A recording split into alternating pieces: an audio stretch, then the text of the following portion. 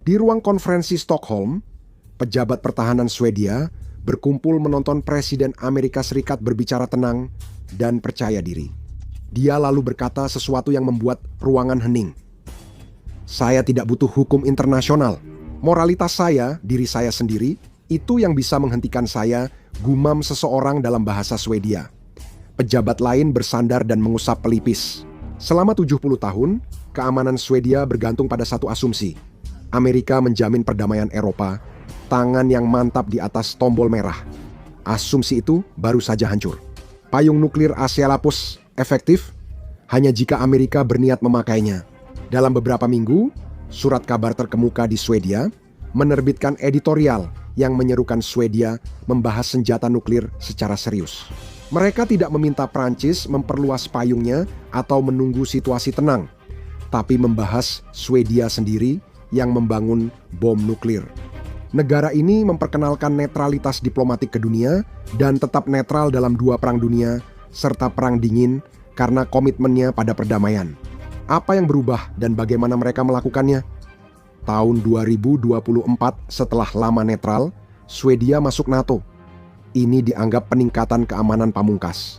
Pasal 5 artinya jika Swedia diserang, Amerika ikut bertempur. Jadi, kerentanan tampaknya sudah teratasi.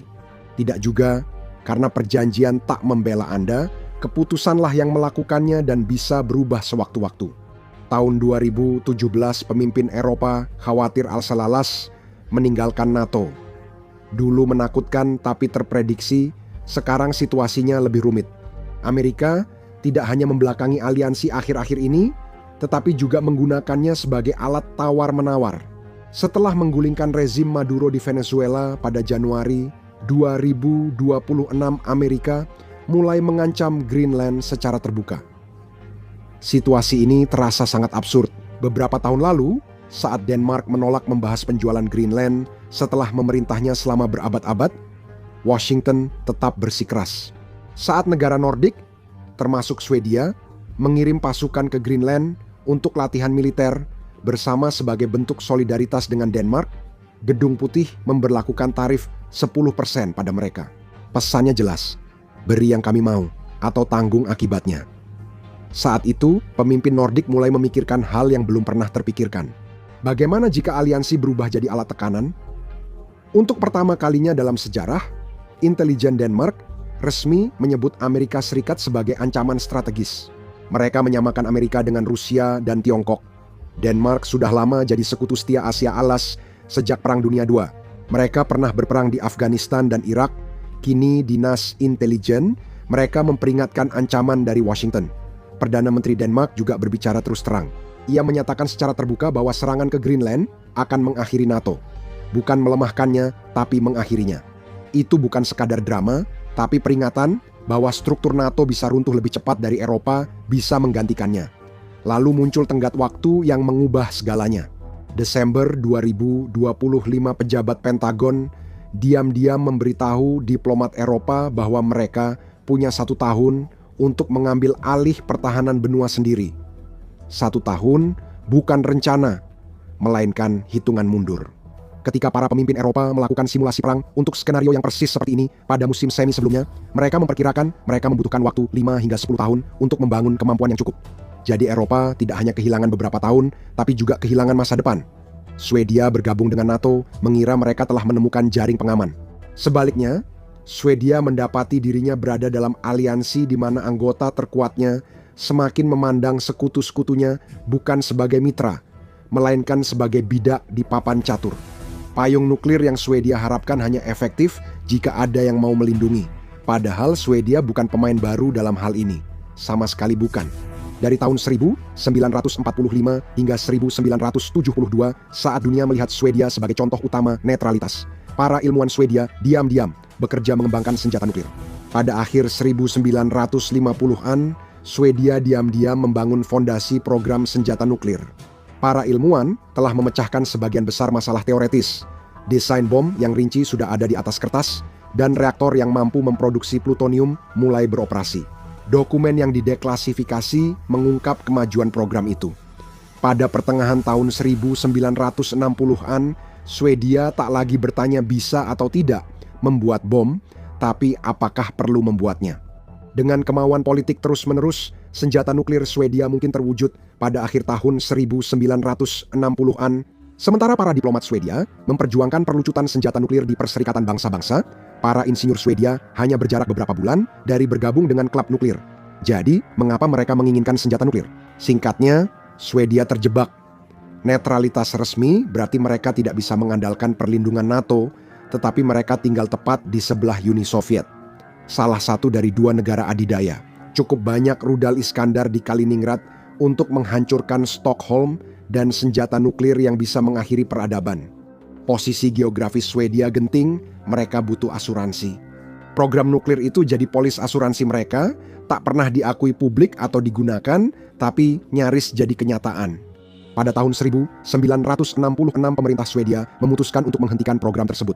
Mereka menandatangani perjanjian non-proliferasi nuklir atau NPT pada tahun 1968 secara resmi berkomitmen untuk tidak pernah mengembangkan senjata nuklir.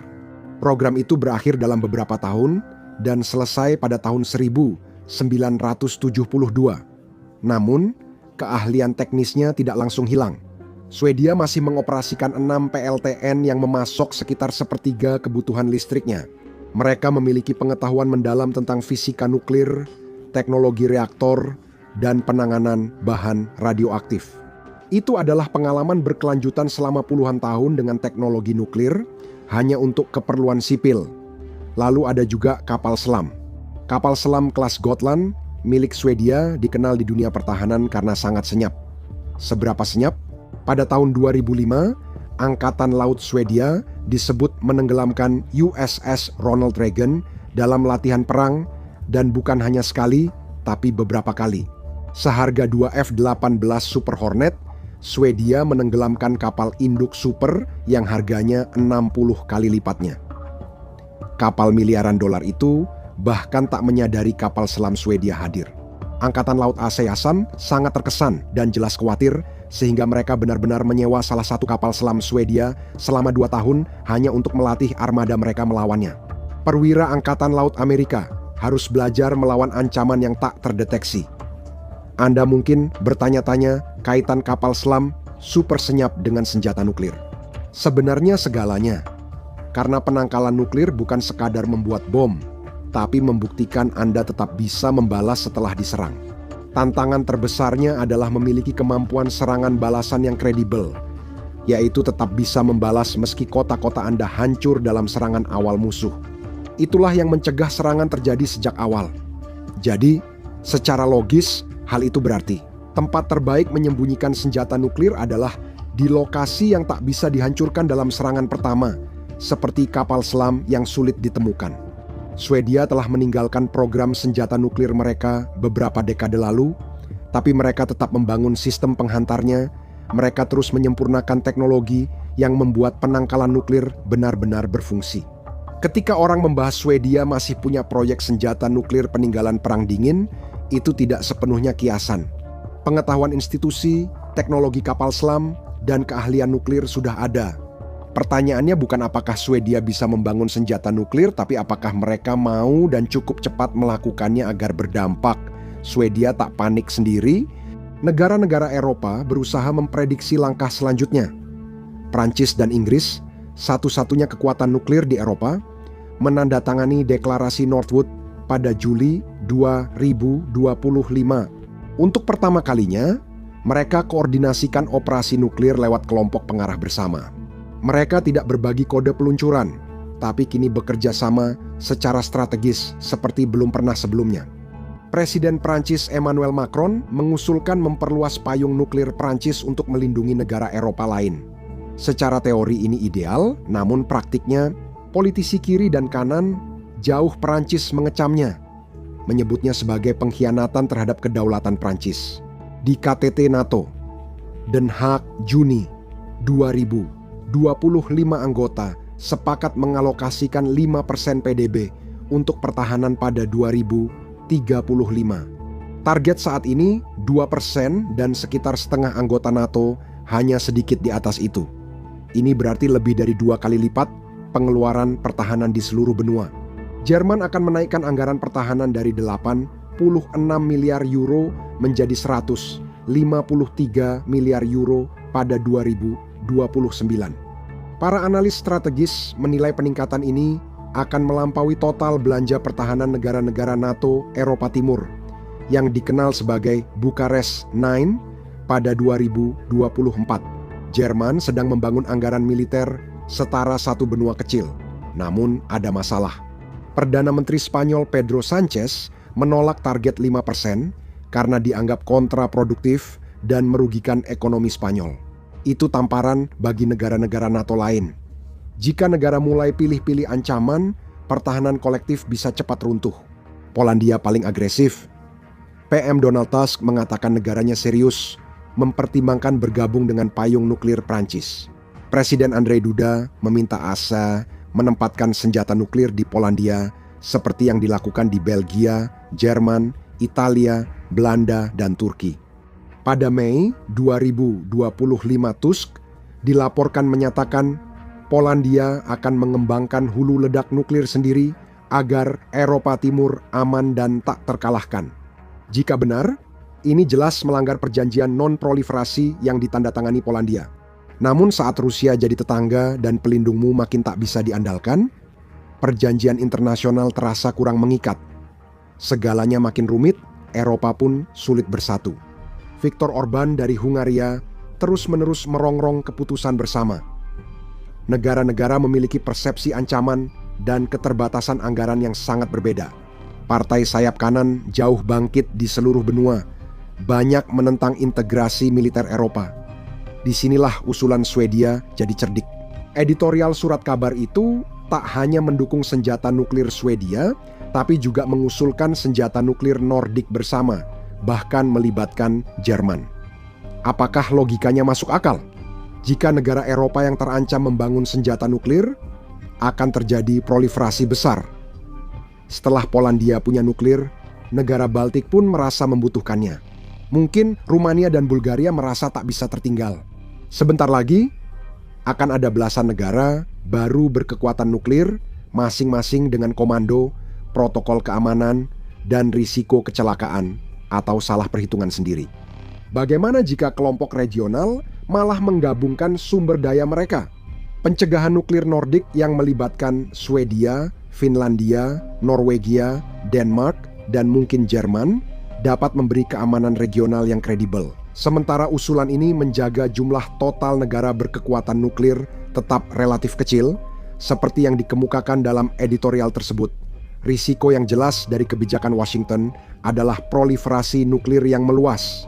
Tak ada yang ingin banyak negara terpaksa punya senjata sendiri, tapi senjata nuklir Nordik bersama, mungkin dengan Jerman, bisa mencegah hal itu. Ini kompromi antara proliferasi dan ketergantungan yang berbahaya. Bukan 10 negara nuklir baru, tapi satu pengaturan regional baru. Ini menimbulkan pertanyaan, jika Swedia tak bisa membangun senjata nuklir dengan cepat, mengapa mereka membahasnya? Kenyataan pahitnya adalah bahwa memperkaya uranium hingga tingkat senjata membutuhkan fasilitas khusus yang saat ini tidak dimiliki Swedia. Pembangunannya butuh bertahun-tahun, biaya miliaran, dan tak bisa disembunyikan dari satelit atau inspektur internasional. Dunia pasti tahu dan ada konsekuensinya. Swedia telah menandatangani perjanjian non-proliferasi. Keluar dari perjanjian itu akan memicu sanksi, isolasi internasional, dan kecaman diplomatik. Lebih parah, ini malah merusak tujuan Swedia. Jika Swedia melanggar aturan, negara lain bisa ikut. Masalah waktu juga jadi kendala. Ahli memperkirakan Swedia butuh bertahun-tahun, bukan berbulan-bulan, untuk mengembangkan senjata nuklir meski punya keahlian.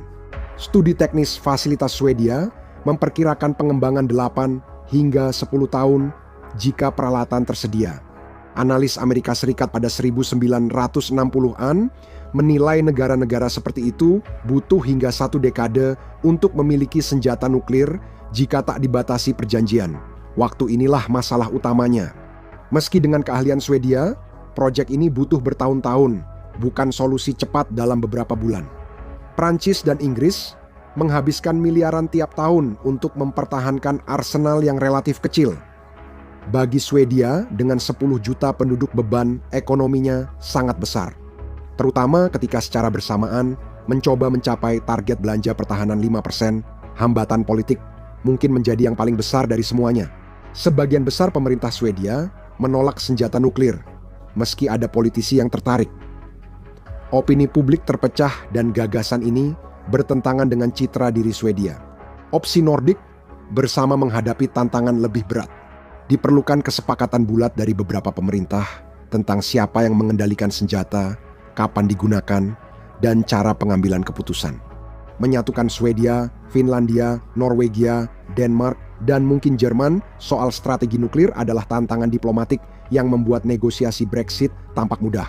Faktanya, Swedia kemungkinan tak dapat memperoleh senjata nuklir cukup cepat untuk krisis keamanan saat ini, kalaupun mereka menginginkannya.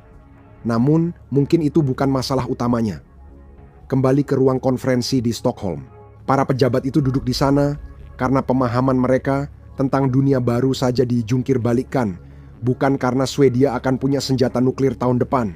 Selama 75 tahun, aliansi transatlantik membentuk keamanan Eropa.